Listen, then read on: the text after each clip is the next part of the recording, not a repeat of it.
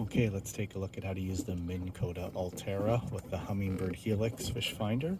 This is really going to be for navigating only, not for catching fish. So we'll just push the exit key and we're going to bring us to where your map is.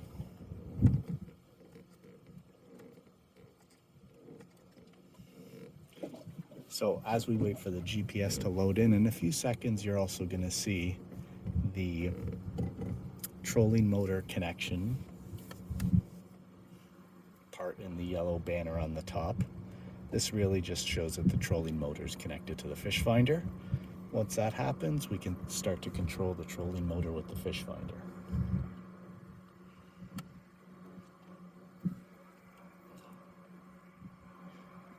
So here's our map loading in. Don't worry about all the red lines. These are just tracks I've followed or any of the waypoints right now. There we go, trolling motor connected. So here we can simply push the power button for a second and bring up some of the trolling motor commands. So we'll start there by deploying the trolling motor, and it goes down into the water. From there, we have a lot of options there to, turn it left, right, and the speed plus and minus. Turn the propeller on right now as well. And to get out of that screen, just push the power or the exit button.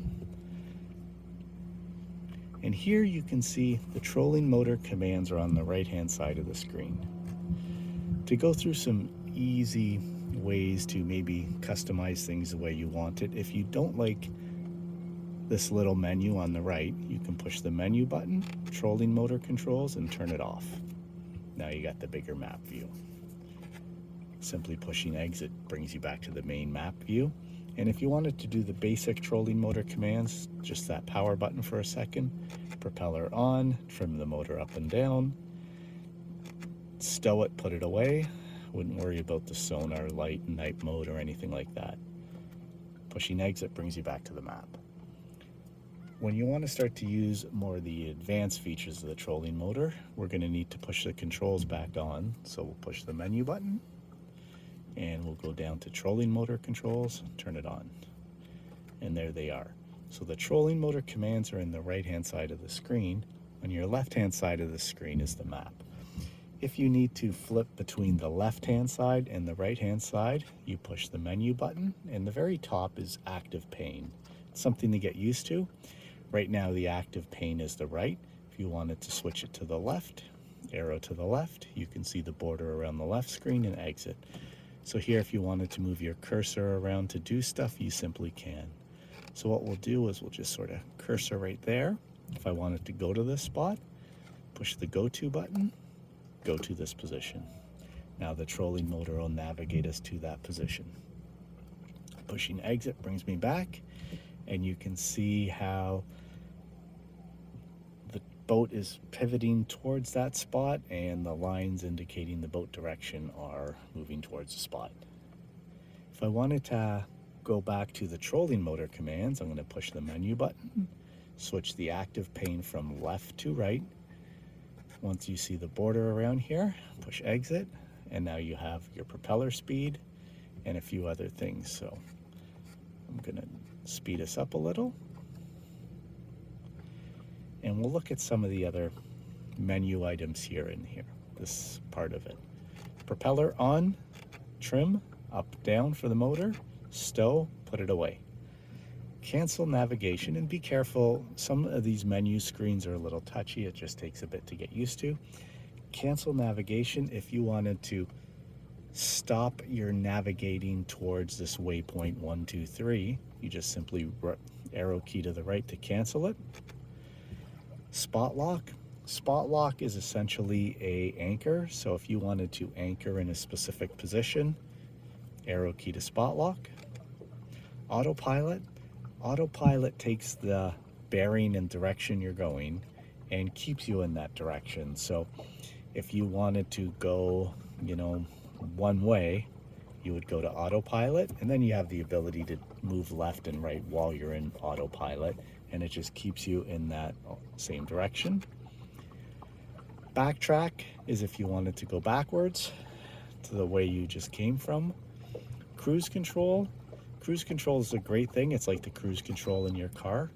So you turn it on and you can see now our speed has switched from a propeller speed to a miles per hour, and it just keeps you going at that same speed. So if you're in a rough current, rough wind, you know, it automatically adjusts the propeller for you.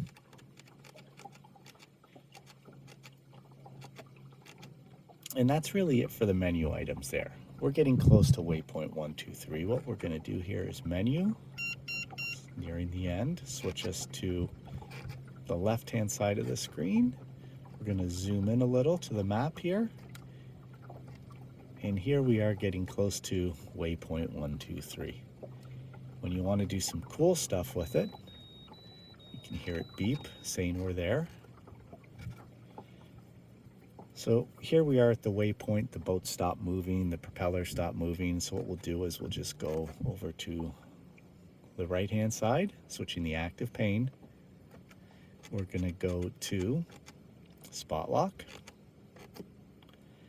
And right now, all it's going to do is anchor us into this position. So while we do have a little bit of wind and current right here, the boat's just going to stay in this position up to, you know, a couple feet. It's a great feature to use because you don't have to grab an anchor and put it away anymore. As I mentioned before, canceling the navigation more or less just puts your motor at idle. So it's just hanging out there. Let's look at this waypoint 1, 2, 3. Let's think if we had some fish here. So to start, we're going to menu, active pane. We're in the right because of the border. Switch us to the left. We're going to bring our arrow key over to it. We're going to push the menu button. And here you can see waypoint 1, 2, 3. We're going to go down and go to it. Once again, we're moving towards that spot and pushing exit. The boat will start going there. One thing to pay attention to, sometimes when you're using a go-to, if your propeller speed looks like it's not really going anywhere, you might have to go in and, you know, give it some propeller speed. It goes all the way up to 10. Usually I haven't needed to go beyond 5 or 6 with it unless I'm in some high winds. Slow us down here, because we're going to do something neat. Let's say you had some fish in waypoint 1, 2, 3 and you wanted to sort of cast around that area. We'll switch us back to the left, exit. We'll go over to waypoint 1, 2, 3. And we'll just push this little go-to button. And you have a little feature here called circle. We could circle at the cursor or at your vessel. We'll do at the cursor, clockwise. And now we're going to circle around waypoint 1, 2, 3. To look at that again, we'll put us there, because there are a few more settings you can change. When you're on it, go to, you might want to be at a 40-foot radius. You can maybe be at a 60-foot radius. And here now, your boat is really just going to circle around that ring, and you can cast into it.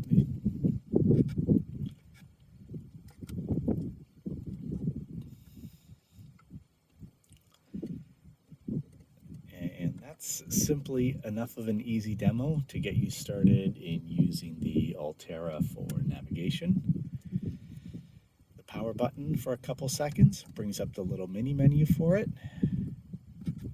The menu button on the map screen, you know, gives you the trolling motor controls for your more in-depth controls. And to that point, all of the remote features kind of work the same as well. You just have to remember the active pane left with the border is where you're doing stuff. If you want to switch to the right, just arrow key over, and you can simply find that if this is cluttering your map, turn the trolling motor controls off and they go away. So that's it for the little easy demo here of using the fish finder to control the trolling motor.